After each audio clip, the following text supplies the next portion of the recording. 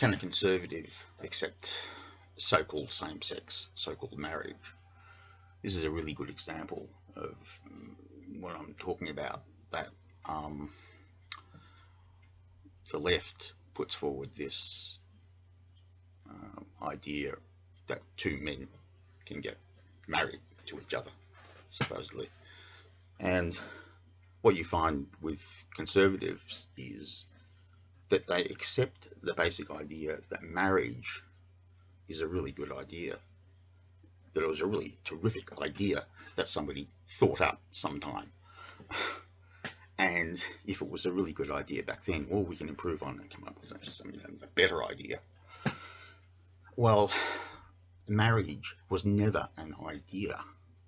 Marriage is simply an imperative that grows out of, if you've got the men and women with the potential to have a child. Imagine a primitive society where you've got 100 men, 100 women on a desert island, and they give rise to children. You've got a mother and a father, and now you don't know anybody who doesn't have a biological mother or a biological father, even if they came out of a test tube. That's a fact of life. That's a law of gravity. And so where you get a man and a woman having a child, you are going to get this bond, you're going to get this impetus for the man and the woman to stay together, to nurture that child. And after a few years, you get a second child and a third child. And pretty soon, you've got this impulse that people are going to have. There's nothing to do with what you're taught in the classroom to look after and nurture and bring up that child, which, if you've got 2 or 3 children, that is going to stretch out for a lifetime, in effect, which is where the whole idea of marriage comes from. It's not an idea. It's just it just comes with our programming. It comes with, it's in our DNA, and it's not a really neat idea. It was never a really neat idea. The provenance is not some theoretical piece of thinking,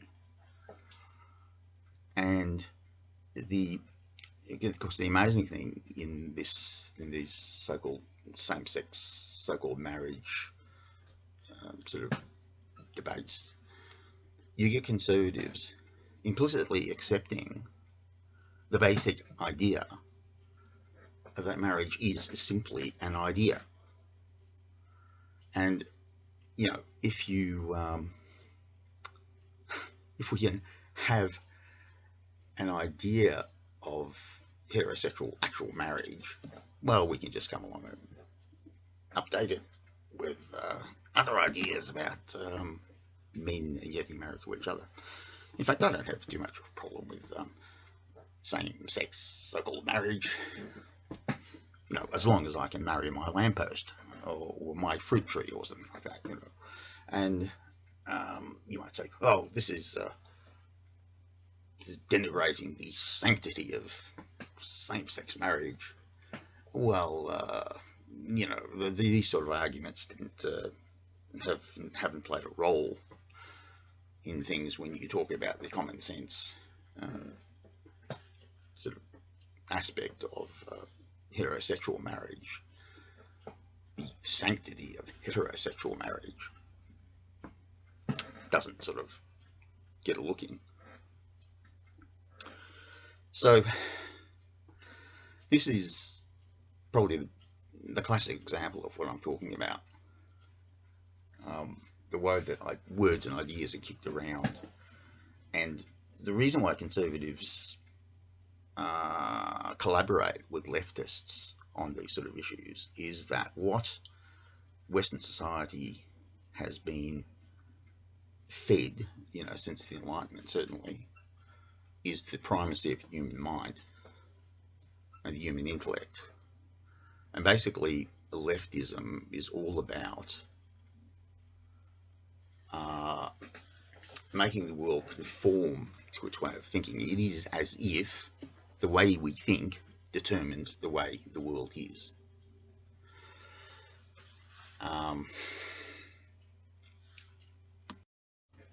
This is what I would call rationalization. And it's particularly characteristic of Maoist thought, which is the way I portray Western society. I think that Western society had a cultural revolution back in the 60s, and that was straight out of Mao Zedong's Little Red Book. And our society is dominated by ideas of Maoism, but I'll get onto that later. But the point is that all of Western culture has brought the idea that the primacy of the human mind, it's as if the way we think dictates reality.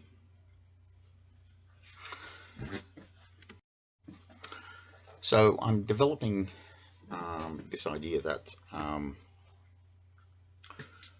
well, put it this way, that most people think that there's a conflict going on in the world all the time, between the irrational and the rational, and we must always choose the rational. Now, I love rationality, but the provenance of many things going on in the world isn't in the realm of intellectual theory. Leftists think of the world in terms of, a Maoist will say that the world proceeds according to the way we think, which is perfectly true. Of course it does. But the world doesn't proceed according to the way we theorize. It proceeds according to the way we think and behave.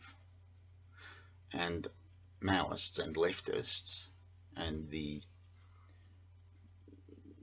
thinking that dominates their entire culture either doesn't know that there's a difference or simply won't recognize it for reasons of its own sense of self-indulgence and self-importance. So what we're confronting here is a situation where we get a conflict between the rational and the irrational, but a lot of human behavior is neither rational nor irrational, it is unrational. Like the woman who, the mother who runs back into the burning building to save her child doesn't kind of really fit any pattern of rational or irrational behavior. They're going to do it. Women, mothers are going to do that. And so the difference between the irrational, which is really bad, and the unrational is pretty much like the difference between the rhinoceros and the rhinoceros beetle. I mean, they've both got the word rhinoceros in them, but they are completely different things. So this is something that a theme that I will continue to develop as time goes on. I could give another example off the top of my head that, if an alien being came to the Earth back in the 1960s and wanted to find the most democratic society, they would head straight for the East German Democratic People's Republic. yeah, right. And well, it's got the word democratic in it. That's a classic example of everything that's going on in the modern world, the way terminology is carefully, cleverly used by the left. And conservatives collaborate in that because they're seduced by this idea of the primacy of the human mind. They buy that. And that is why they continually lose arguments. Conservatives just always lose the argument because they keep on playing the game according to the diktats of the Maoist leftist culture that dominates the Western world. And they need to understand that true conservative beliefs are not based in theory, they're based in the realities, some realities of life that I would call values, and that I will go on to explain and elaborate more on that as time goes by. So for now, goodbye, and until my next video, where I will discuss a term that is frequently bandied about in modern debate, the word progressive, as leftists like to define themselves.